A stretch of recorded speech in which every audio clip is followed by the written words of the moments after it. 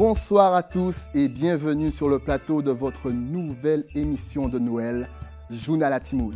Et oui, tous les soirs à 19 h sur GTV, je vous donne rendez-vous. Nous allons répondre à toutes les interrogations, toutes les petites questions qu'emmène cette fête de Noël.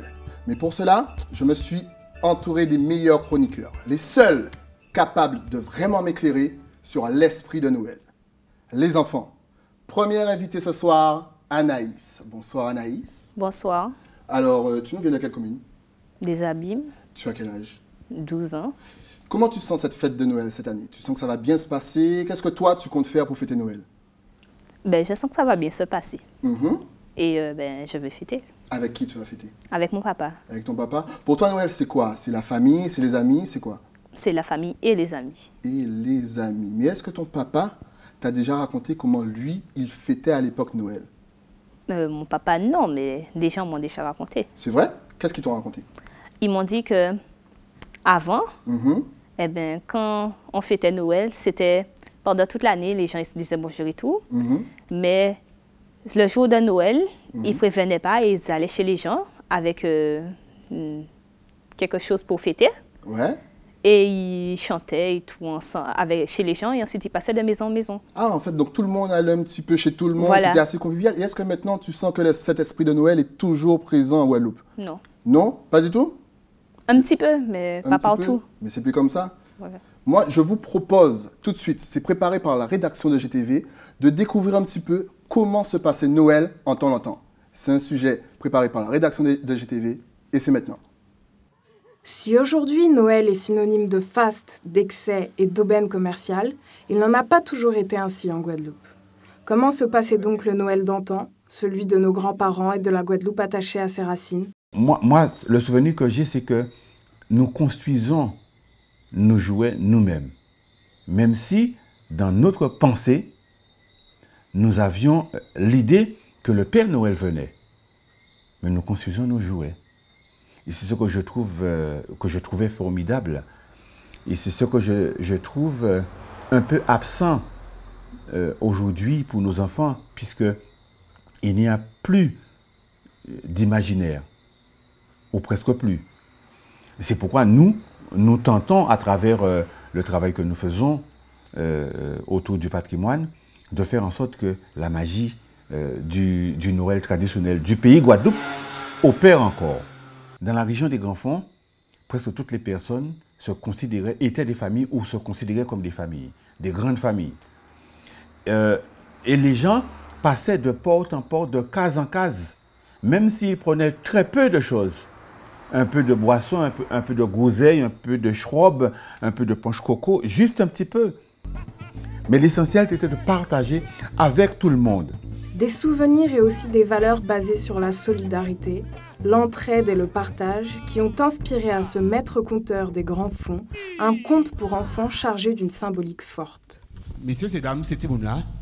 À Kaï raconte les autres l'histoire à Barry et Jonathan.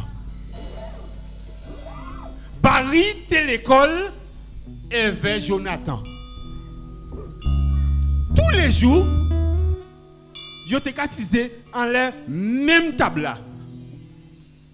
Barry te cassisé là.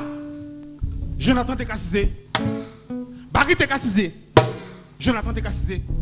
Barry, c'est un personnage turbulent, tumultueux, on désodieux, on emmerdant, on pas possible.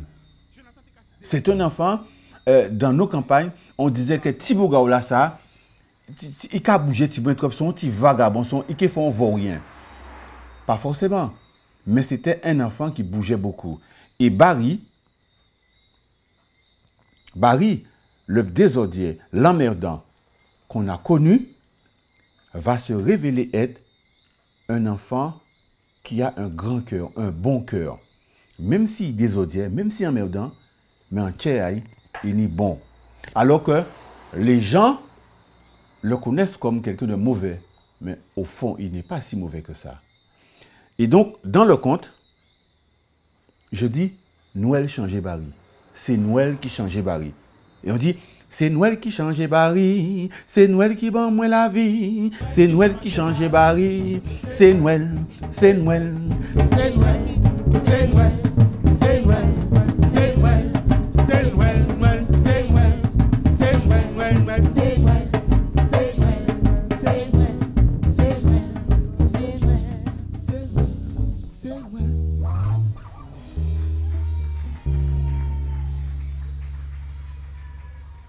Si c'est vous qui Papa Noël, pas oubliant toujours tout seul. Si c'est vous qui Papa Noël, ou que fini pour faire un geste pour moi, faire un geste pour lui faire un geste, faire un geste pour moi, faire un geste pour lui faire un geste. Si c'est vous qui Papa Noël, pas oubliant toujours tout seul.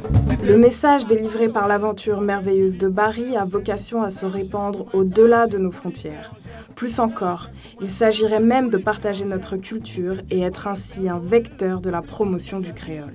En réalité, je véhicule le créole. Et donc, pour moi, mettre en français, en anglais, en espagnol, va permettre à d'autres personnes dans d'autres pays de lire l'histoire de Barry. Bon, dans leur langue, et de revenir sur la langue créole, parce que la langue créole est la belle. Même s'il est vrai que nous aimons la modernité et ce qui vient de l'extérieur, une chose est sûre, c'est qu'il faut conserver notre esprit de Noël. Petit Papa Noël, petit Papa Noël, petit Papa Noël, on j'apparaît là, petit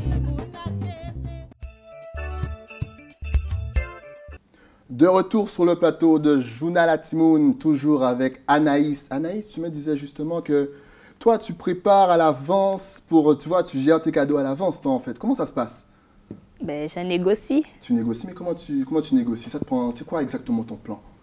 Ben, tu lui dis tout ce que tu as envie, mais tu dis ce que tu as vraiment envie en dernier. Ah, ok, d'accord. Donc, les vieux avant. Voilà, et les bons après. Et les bons après, justement. Mais c'est quoi les jeux maintenant? Parce que moi, je suis un petit peu dépassé. C'est quoi les jouets de tendance maintenant, là, pour vous, les jeunes? C'est les jeux tactiles. Les jeux tactiles? Comment Voilà. ça, tactile? C'est tactile, c'est quoi tactile? Eh bien, c'est les jeux où tu as directement devant toi et tout. Tu peux me donner 2-3 exemples rapides? La Wii U. La Wii U. Voilà. C'est quoi la Wii U? C'est une Wii, mais c'est pas comme l'autre. C'est avec sa propre manette, avec l'écran. Au lieu d'avoir la manette que tu bouges partout, tu as juste l'écran tactile. Ok, donc tu restes tranquillement posé. Voilà. Et, puis tu peux même jouer dans une autre pièce. Ok, d'accord. Les jouets tendance, franchement, ça change beaucoup. Tout de suite, un autre petit sujet, justement sur ces jouets de tendance. Si vous aussi, vous êtes un petit peu dépassé comme moi à l'époque, c'était Barbie et voiture téléguidée, je suis perdu. Tactile, la Wii U. Tout de suite, les jouets tendance, un sujet préparé par la rédaction de GTV, et c'est maintenant. Si depuis fort longtemps, certains jouets semblaient être dédiés à des filles ou en particulier à des garçons, les choses en revanche se bousculent aujourd'hui. L'évolution des mœurs et le changement des rapports entre filles et garçons font naître pour chacun des deux sexes des intérêts partagés pour les mêmes jeux et jouets. Sur le mix, on retrouve les tablettes qui sont recherchées. Également des produits comme la machine à barbe à papa, la machine à popcorn. On a une nouveauté aussi, c'est une peluche interactive, Talking Tom, qu'on retrouvait à la base sur des iPhones. Donc vous parlez, elle répète ce que vous dites et voilà, c'est assez intéressant. Vous parlez des Monster High, par exemple, vous avez Rochelle qui est une fille de gargouille. On retrouve aussi la fille de Ramsès, la fille de Frankenstein par exemple. Poupées diaboliques, informatique de communication et ludique, jeux de combat et autres feront certainement la joie des enfants qui les possèdent. Quant aux parents et éducateurs impuissants face à cette évolution du jouet, ils l'acceptent, mais sont attentifs quant aux effets qu'ils pourraient produire sur leur enfant. Il faut faire très attention, notamment avec Internet, où on peut avoir de drôles de surprises. Et puis, il y a beaucoup de choses qui peuvent se faire à l'insu des parents. Donc, il faut qu'on soit vigilant avec ce genre de jouets, entre guillemets, quoi, qui peuvent être dangereux pour la santé et, entre guillemets, la vie de nos enfants. Je dirais qu'il faut se mettre à la page, mais c'est vrai que pour les tout petits, je suis plus pour les jouets traditionnels. Pour les grands qui ont déjà 12, 13 ans, 14 ans et plus, on peut effectivement leur offrir des tablettes, des ordinateurs, mais pour les petits, je pense qu'il faut rester dans le cadre des jouets traditionnels. Même si pour certains le passage à la caisse reste douloureux, l'essentiel est de faire plaisir à ceux que l'on aime, garçons ou filles, avec un petit présent, quoi qu'il en soit. De retour sur le plateau de Journal à Timone, toujours avec notre chroniqueuse Anaïs. Anaïs, ça va toujours bien? Oui, ça va. On est bien là quand même. Noël arrive, il y a des cadeaux et il y a surtout le sapin. Mais est-ce que tu sais pourquoi on utilise un sapin à Noël? Pas tellement. Pas tellement. Et tu sais quel arbre remplace le sapin justement au pays? Aux Antilles, que ce soit en Guadeloupe ou en Martinique? Non, je ne sais pas. Pas du tout. C'est pas grave, je suis sûr que tu n'es pas la seule. En tout cas, je vous propose de répondre à ces questions grâce au sujet qui arrive. Pourquoi le sapin à Noël? La réponse, tout de suite. Venu d'Alsace dès le XVIe siècle, le sapin de Noël est une tradition païenne christianisée au Moyen-Âge par les églises.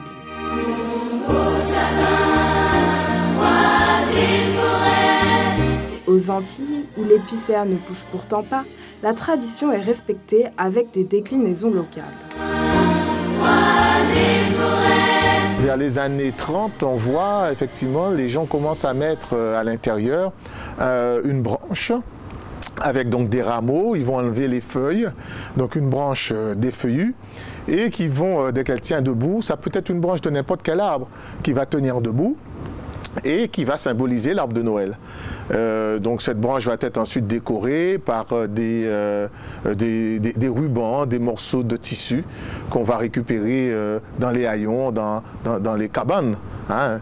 Et donc on va récupérer ces morceaux donc, de haillons, faire des petits rubans, ou alors du papier qui va être découpé, le papier par exemple de sacs de farine, des papiers qui seront également colorés par du roucou, parce que le roucou aussi donne des fruits à la période donc, de fin d'année, et donc ça va servir de colorant comme la groseille, ça va permettre de colorer un peu les rubans. Ce n'est que dans les années 60 qu'on voit effectivement l'utilisation du fil à eau, le fil à eau, Casuarina equisetifolia, qui est une espèce originaire d'Australie et qui va remplacer effectivement, ou qui va ressembler un petit peu aux conifères des sapins de Noël, avec donc les grandes aiguilles, avec des petits fruits, des petits chatons qui ressemblent à des cônes, c'est pour ça qu'on dit des conifères. Et on va avoir le fil à eau arriver, mais d'ailleurs il va un peu cohabiter. Certaines personnes des zones humides vont utiliser les bois canons. Les bois canons, c'est l'arbre, quand il y a du vent, on voit la feuille qui devient, la face inférieure de la feuille qui est blanche. Et donc les gens utilisaient des bois canons, ils renversaient d'ailleurs la branche avec les feuilles. Et donc on avait cette partie un peu argentée, ça faisait un bel effet ornemental.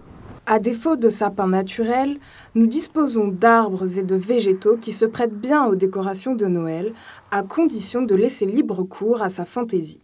Branchages, fleurs, tiges, tout est beau dans la déco. On a récupéré des branches, on a récupéré des morceaux de bois également, des bûches. On a patiné pour avoir un peu cet aspect, alors soit doré ou argenté. On achète de la peinture, un chiffon, on patine. Et puis on a récupéré des boules de l'année dernière et on a donc créé un petit sapin à nous, quoi. Nous sommes en Guadeloupe, donc c'est vrai qu'on essaye d'avoir vraiment le côté le plus naturel possible par rapport à notre système de concept store, où on est sur tout ce qui est fait à base de produits naturels, bio pour certaines choses.